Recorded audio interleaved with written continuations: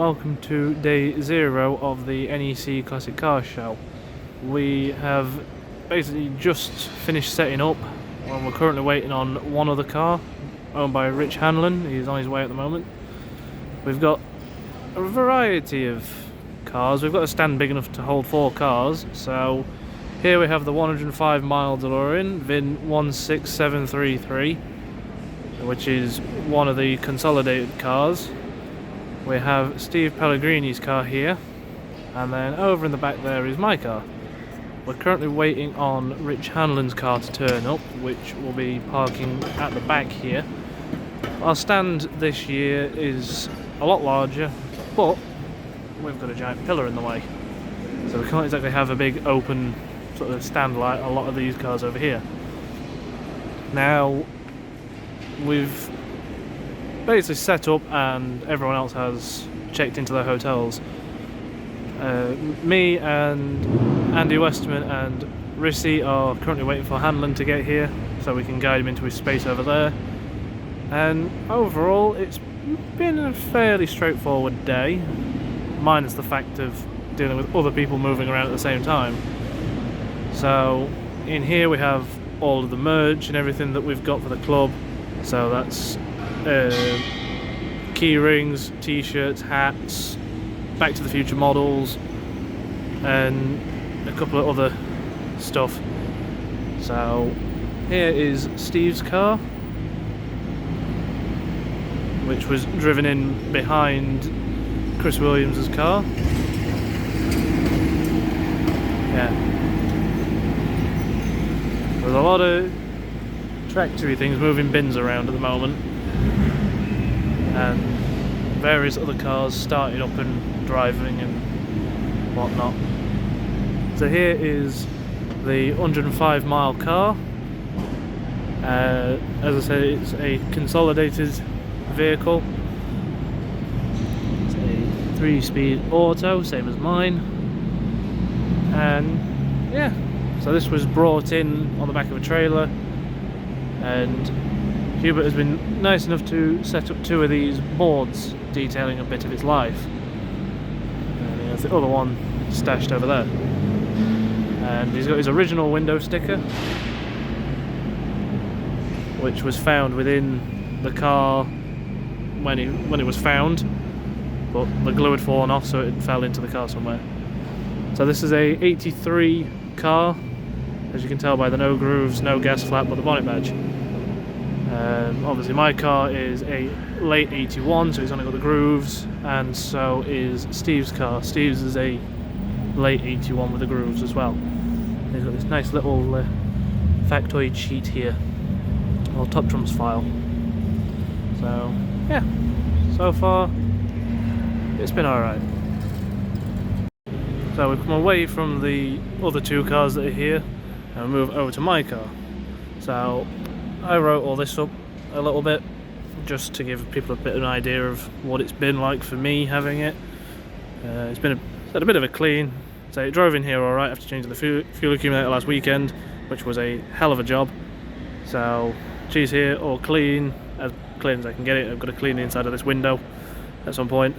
And as we travel around here, the DMC Houston vanity plate, and then 5222's original Washington license plate, which I thought, you know what, bring it, gives a bit of detail on the history. Now if we move on to the inside, I'm about to unveil a little project I've been working on.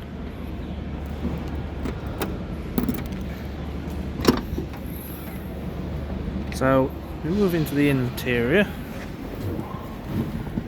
So the original clock on this car was green, and obviously because my head unit is glowing red, and so is my USB port cigarette lighter, which charges obviously phones and things, that lights up red as well. So I decided to buy a small LED clock unit off Amazon in red, and when I assembled it with the original face clock screen over the front of it, it came out brown and you couldn't really see it. So I bought some 5mm thick acrylic glass and basically hand carved this entire unit out on its own. So it's got a single button which changes all from the time to a stopwatch and a just ongoing timer, as well as it allows you to obviously set the time by holding it down. So it's not a 100% perfect fit. As you can see around the edges, it's quite rough and it doesn't fit perfectly into the slot that the original does. Now that is mostly down to the fact that I had never done any kind of work like this before, so it's a rough prototype. Next time I'm gonna get a proper place to 3D print / 3D lathe cut it and CAD cut it and everything, so it's all fine and it's all as nice as I can get it, because doing it by hand using a Dremel and a routing tool on the Dremel, it sort of scuffed all the face on the inside for the recess where the actual unit is. So I need to basically, on the next version, it's going to have a lot more of a polished look to it. It's going to look a lot more factory. I did luckily manage to get this whole entire center console back in. The rheostat was a bit of a problem because it was catching on the bracket for the radio. No idea why, so I had to take the bracket off it and fit it like this. So the dial sits like right up here. It's not right, but it'll all get sorted out once once we're done here and everything else has been sorted. Same as this little bracket under here where this knee pad sits. The steering column cover needs doing. Having issues with the ignition switch because I tried starting the car up yesterday to get it out, tidy it all up, and the ignition switch got stuck.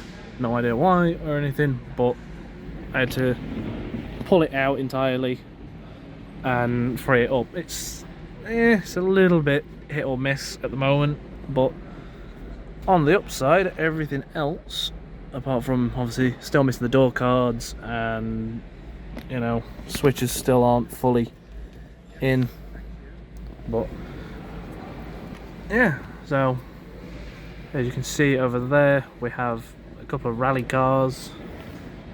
Down this side we have more rally cars.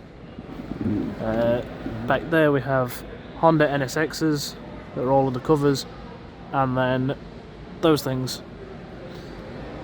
So yeah, we are quite in an easy spot to find. This video won't be going out until after I come back, so those of you who are watching it to try and find where we are at the weekend, don't worry about it because it's not accurate.